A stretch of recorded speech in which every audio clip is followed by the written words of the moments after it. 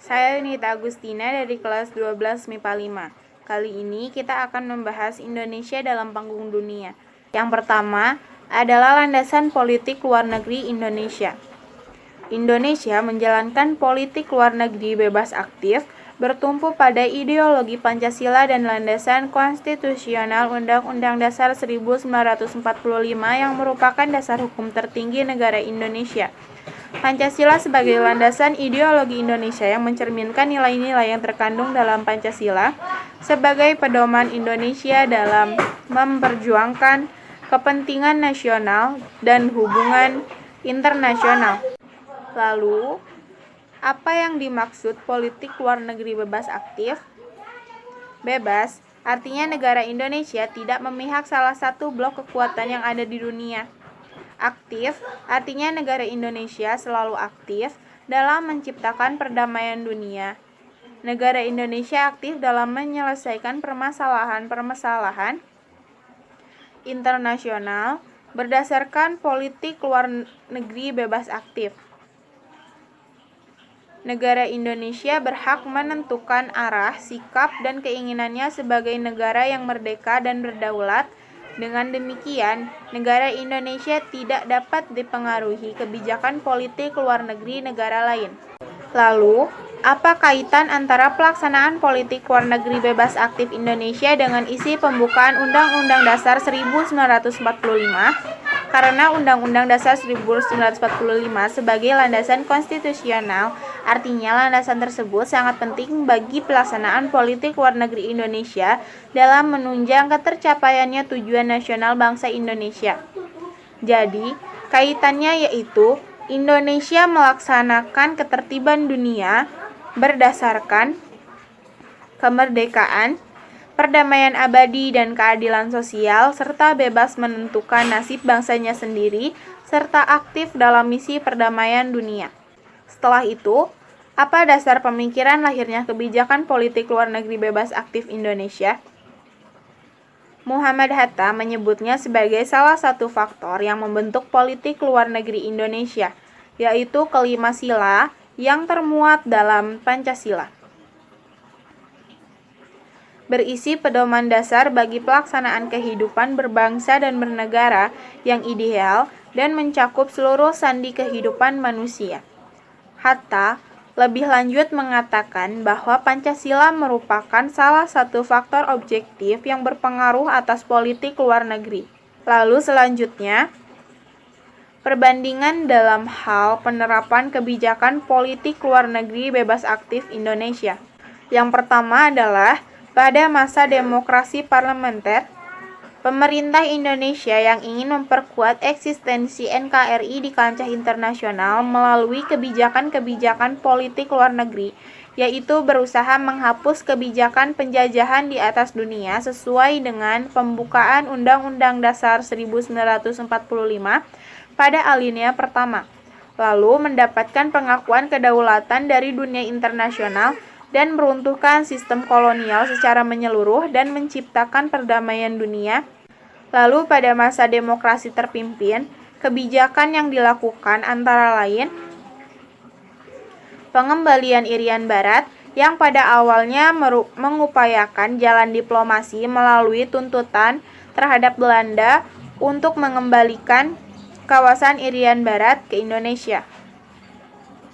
Namun, upaya diplomasi tersebut mengalami kegagalan sehingga Soekarno memutuskan untuk perang dengan Belanda. Politik New Emerging Forces atau NEFOS yaitu gagasan politik yang disampaikan oleh Soekarno-Hatta pada KTT Non-Blok tahun 1961.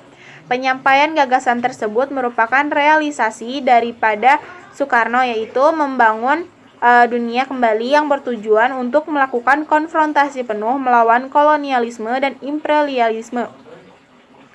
Dan konfrontasi Malaysia dengan Indonesia yang menerapkan politik luar negeri yang konfrontatif terkait konflik dengan Malaysia. Lalu, kebijakan pada masa Orde Baru antara lain adalah menormalisasi hubungan antara Indonesia dengan Malaysia. Dan ini berhasil dilakukan dengan ditandatanganinya Jakarta Accord pada 11 Agustus 1966. Persetujuan ini dirundingkan oleh Wakil Perdana Menteri atau Menteri Luar Negeri Malaysia, yaitu Abdul Razak, dan Menteri Utama atau Menteri Luar Negeri Indonesia, Bapak Adam Malik. Lalu perundingan ini dikenal sebagai Persetujuan Bangkok. Dan Indonesia kembali menjadi anggota PBB seiring peralihan kekuasaan dari Soekarno dan Soeharto. Lalu, keaktifan Indonesia ditunjukkan dengan terpilihnya Menteri Luar Negeri Indonesia, Bapak Adam Malik, menjadi Ketua Majelis Umum PBB untuk masa sidang pada tahun 1974. Lalu, pemrakarsa ASEAN keaktifan Indonesia dalam hubungan luar negeri juga dibuktikan dengan terbentuknya ASEAN. Ini dilakukan oleh perhimpunan bangsa di Asia Tenggara dengan didasari oleh rasa setia kawan, persahabatan, dan kerjasama, dan dibentuk pada 8 Agustus 1967 di Bangkok. Indonesia yang diwakili Adam Malik termasuk menjadi pelopor dalam terbentuknya ASEAN ini. Selanjutnya adalah kebijakan politik luar negeri Indonesia pada era reformasi. Yang pertama adalah pada awal reformasi, tentu itu dilakukan oleh Bapak B.J. Habibie. B.J. Habibie menerapkan kebebasan pers dan liberalisasi partai politik demi memulihkan kepercayaan internasional pada pemerintah Indonesia.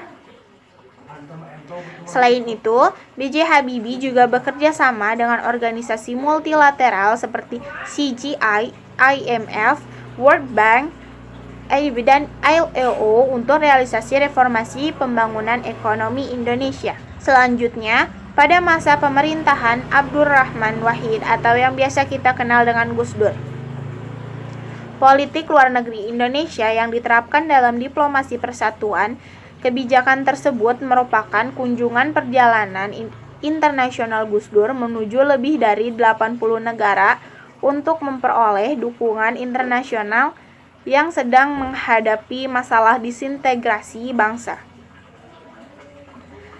Melalui diplomasi persatuan, Gus Dur mampu mendapatkan dukungan dan pengakuan atas integrasi nasional Indonesia dari pemimpin negara ASEAN, yaitu Jepang, RRC, dan negara Timur Tengah.